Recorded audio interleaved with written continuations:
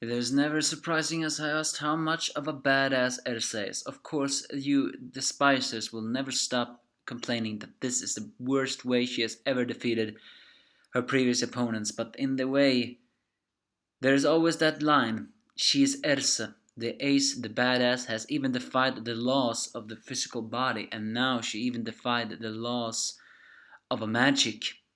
She literally defeated all of her previous foes by simple intimidation. The foes were pieces of memories and stuff of villains she had faced, her most difficult adversaries. She couldn't win them in a straight fight, but she has won against them. Well, she could win against them in a straight fight because she defeated them. And she reminded them, banished them back to the will of the dead.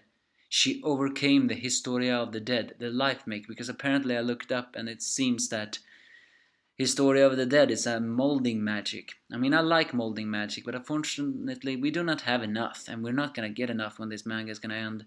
Life make, huh? Well, we thought memory make was weird. So in this chapter, everybody has struggles against their opponents. As Leon, for some strange reason, actually has hesitation on fighting Ur. Come on, guy, you wanted to surpass Ur. Isn't this the perfect timing? Then again, Leon did go through character development. So yeah, and when this struggles, has wounded her knee, Juvia too, and even Laxus. As Nineheart's cruelty is still showing, like he mocks his comrades having fallen, he's calling all of these weaklings, but there seems to be something there more hidden. As Erza struggles against her opponents, she's once again tied up and prepared to do that very sexual torture, only this time it's a little bit more scary than, well, no, when she was stripped naked and molested, tortured, that was perhaps the worst thing anyone has ever done to Erza. Technically she did not get stripped off, but she was very close. It's during this time that she's reminded that they are only pieces of memories of the dead she defeated. So with that intimidating and extremely cool death glare, she tells to them, "Be gone, ghosts of the departed, unless you wanna die by my blade again." With that, just with her glare, the Historia of the Dead's life-making creations of Kyoka, Asuma, and Ikarogura feels terror, and in that terror, the magic of them vanish. They vanish, which means once again, these are not just simple creations. They have everything memories. And they can be defeated, not just if someone conquers over them. Well, it's not exactly confirmed if they can be defeated in a fair fight, but apparently Erza has their weakness. Seeing that these life makes are creations of real life humans who have died, meaning that very well that they too can be defeated if they are reminded of their greatest fear. This is basically a magic that works both ways. Truly, Erza is amazing. Alas, but I hope you despisers at least celebrate, because Erza finally falls. I do not like that Erza falls, but she has fought so many people right now. She is at her limit.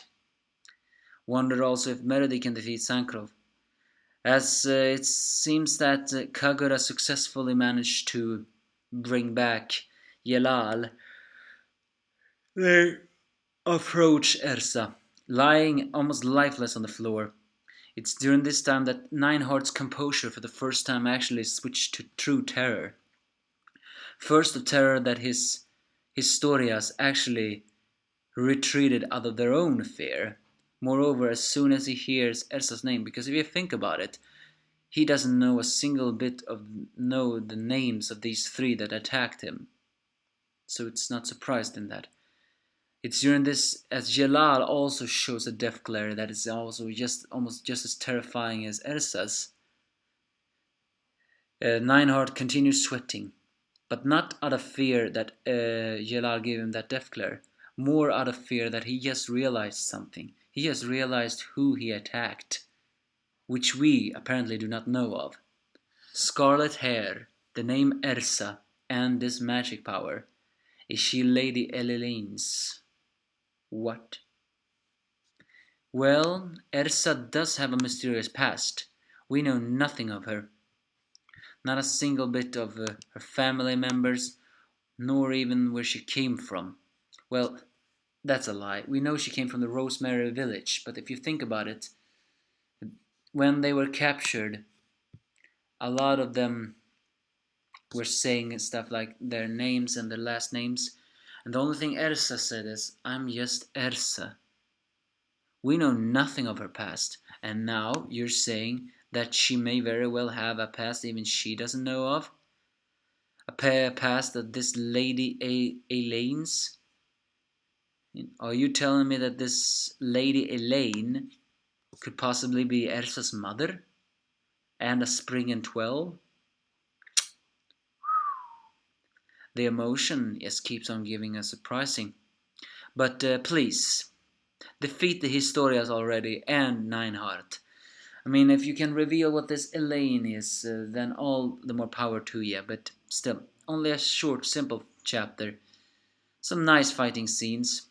Did not like that the others didn't conquer their Historias. Only Erza did.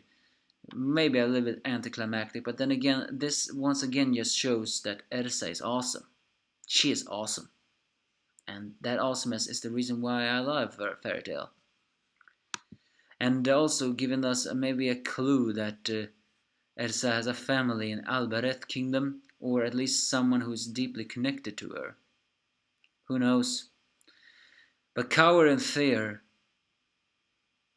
Nineheart, for now you're gonna face the undying wrath of two people. But I wonder, yeah. Next week's chapter is called, well, not next week. We won't get a chapter next week, won't we? I mean, I have a feeling it was Golden Week next week.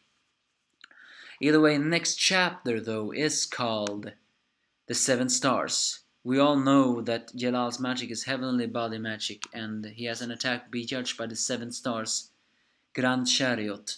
So, are you telling me that this is this magic again, or another clue? Either way, cool, simple chapter. Awesomeness cannot describe Erza. But what awaits us now? Give me your thoughts if you have any.